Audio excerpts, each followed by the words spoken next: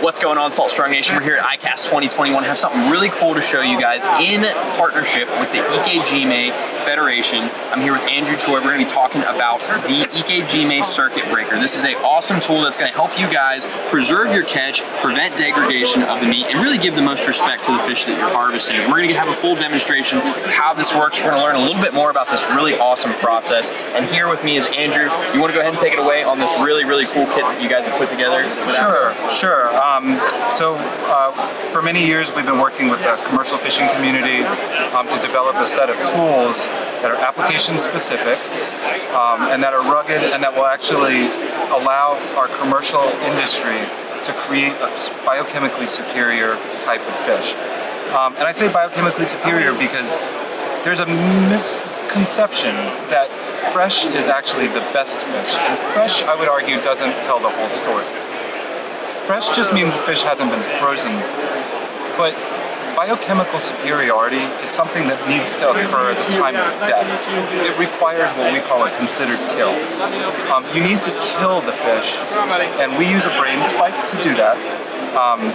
And what the brain spike does is it allows the fish to not experience the chemical consequences of suffocation.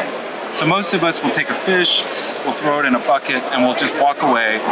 And that neglect has really serious chemical consequences for the quality of the meat.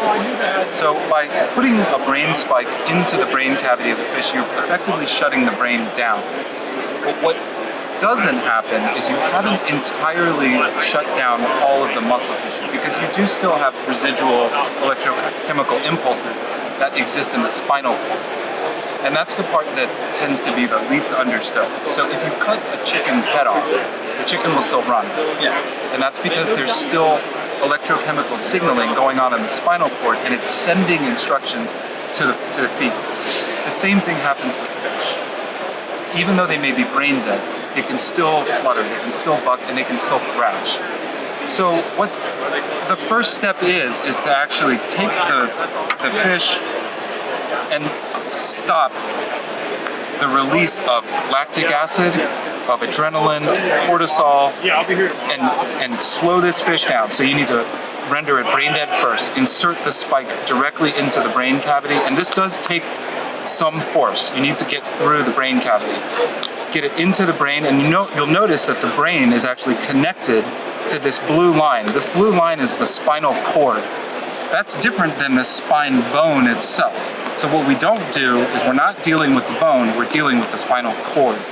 And this connection point here is everything for vertebrate species. It means that the brain controls direction, but the neural circuits here that run along the entire body of the fish will still fire.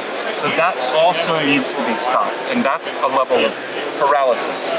So we use this wire to paralyze the fish as well. So let's back up and we'll talk about the steps. Yeah. First step, brain spike the fish. That is allowing the fish to not experience the stress of suffocation and all of the deleterious compounds that you can taste and smell. The next step is to seize that window of time to cut the gill, the membrane where the gill plate or the gill arches connect with the collar. And that opportunity, that window of time, means that the heart is still beating, but the brain is dead. So this will allow the blood to pump out naturally. You're using residual blood pressure from the heart to pump the blood out. Then you can place the fish into some water. Fish blood coagulates very quickly. So if you can put the fish into some water and just let the blood come out for a little while, it will come out very rapidly. Does it matter if it's fresh or salt water? Not for the bleeding. Not for the bleeding. Yeah, and, okay. and by the way, this should not be cold water. So cold water, ice water will actually cause vasoconstriction. Okay. And so it'll cause the capillaries and the veins and the arteries to seize up because of cold. And we're trying to get all that blood out. We want to make sure there's good flow because we're getting all the adrenaline, cortisol, all that bad stuff out of there. That's why we're crashing the brain to stop that production, and then we're going to bleed out what's already occurred during the fight or the landing process. And the lion's share of your bacterial load is in your gut cavity and in your blood. So bacteria need to come out of the fish as well, because if you leave the blood in the fish, and this is all fish, that fish will rot from the inside out. Interesting. Bacteria will decompose that fish very, very quickly. And the warmer the temperature, the faster that will happen. So some people like to say, oh, you only need to bleed a blue fish, and you only need to bleed this fish. All fish, because all fish have blood, and all fish blood has bacteria. It all needs to come out. You heard it here first. All fish have blood, they need to be bled. Right. And that also allows for some additional self-stability. Absolutely.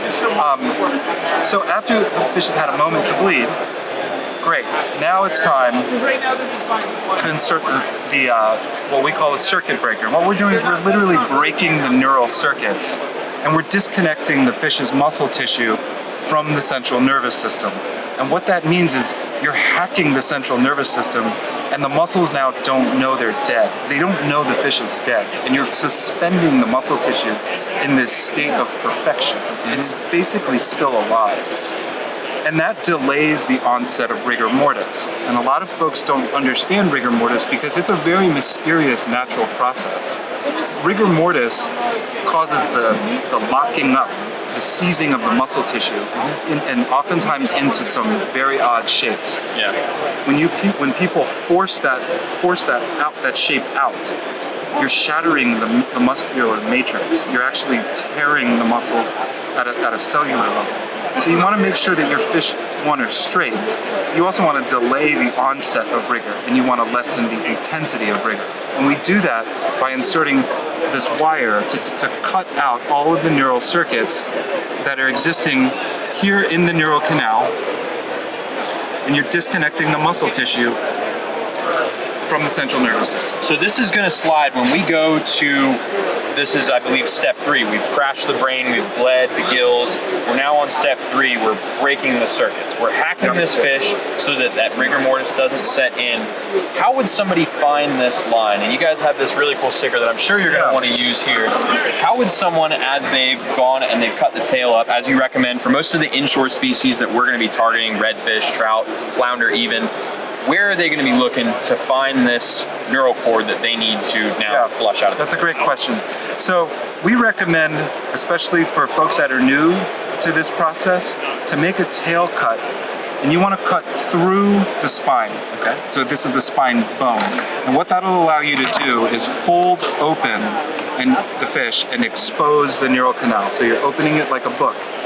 And if you hold on to the spine bone here at your thumb, then what will happen is the fish will drop down vertically like this. So the tail will be straight, the fish is now dropped over. Correct. Gotcha. And that allows you to see directly into the neural canal.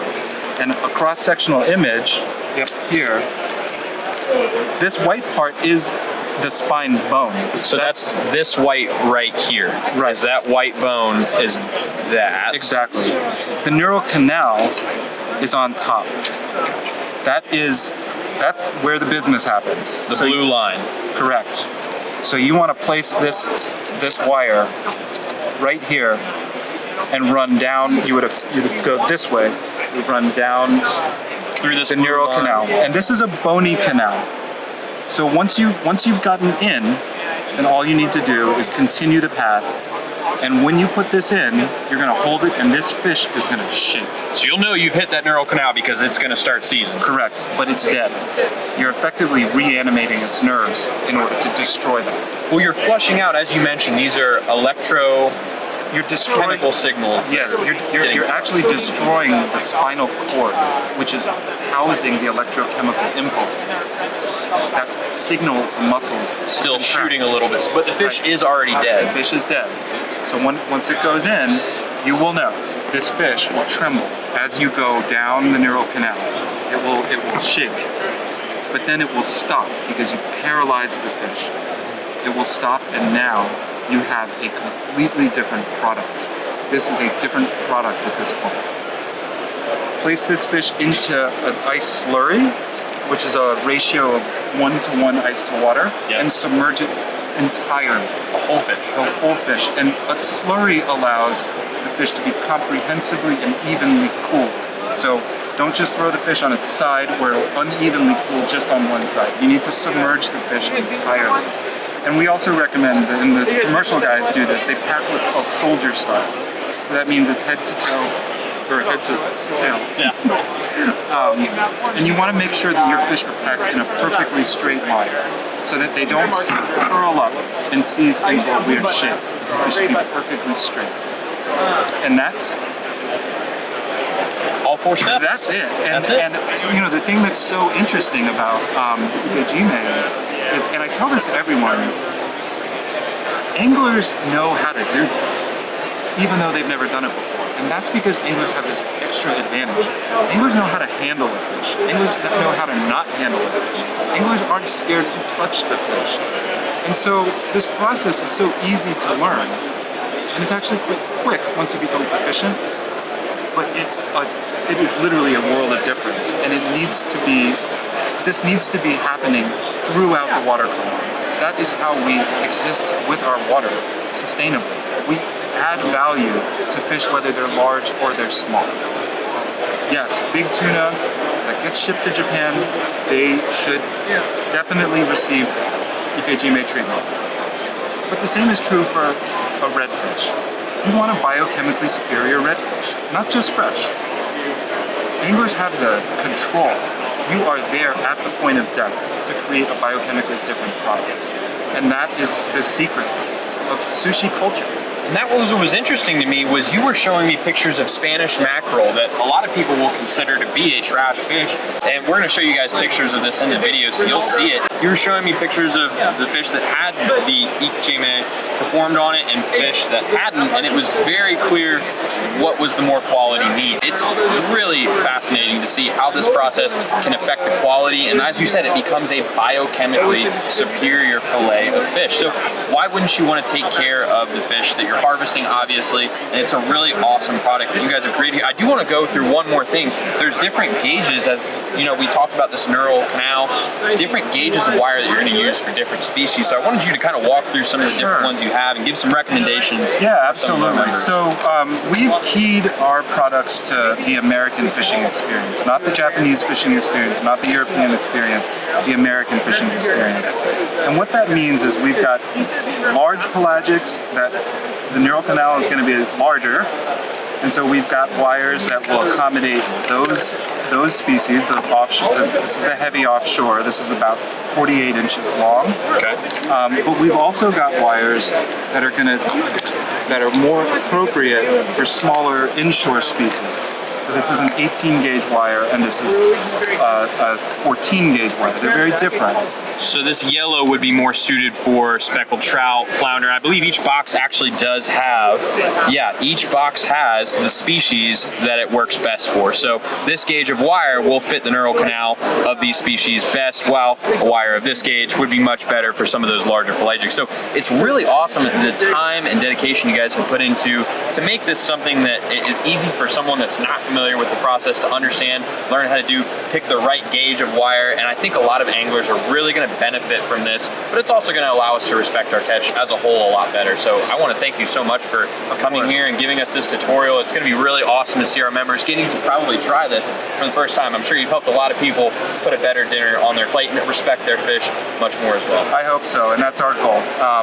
We believe very much that we need to change our relationship with fish, and they need to take a different place in our mind. And we call this the practice of a considered kill. And we know that, and we trust our anglers understand exactly what that means. This is a serious process, it's a solemn process, and it's one that needs to be treated accordingly. Absolutely. Well, guys, definitely pick up one of these circuit breaker kits. You have the full tutorial on how to do it. Thank you so much, Andrew, for showing us this process. And if you guys want to learn more about this, definitely visit the Ike Jime Federation. You guys can see the logo there. It's going to be really cool to see all you guys get to use this process, preserve your kill a little bit better, and appreciate the process as a whole. So again, thank you guys. Pick up these circuit breakers. We'll put a link below, and go to saltstrong.com for some of the best fishing tips you can find out there online. And if you're new to Salt Strong, just know that we're the best online fishing club in America because we literally guarantee we're going to help you catch more fish while saving time and money on your tackle. We do this by providing you with premium education, a private insider community with thousands of reports published daily, and discounts on the best saltwater fishing tackle in the industry right now. So we're looking forward to seeing you join us in the Salt Strong Insider Club soon, and thanks again for watching.